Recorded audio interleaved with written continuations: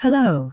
Today, we are learning the phrase do somebody out of something. It means to cheat someone or unfairly take something from them. For example, if someone tricks you and you lose money, they have done you out of it. The phrase is separable.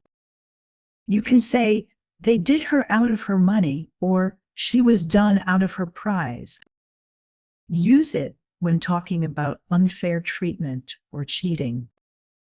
It often involves money, inheritance, prizes, or opportunities. Be careful not to mix up the order. The person comes right after do. Incorrect. Did out of her money. Correct. Did her out of her money. You can also say cheat someone out of something, which is very similar. But do somebody out of something is more casual and common in spoken English. Try to use it when telling stories about unfair situations. For example, he was done out of his bonus by the company. Now, try making your own sentence with do somebody out of something. Remember, it means someone unfairly lost something because of another person. Keep practicing, and soon you'll use it confidently.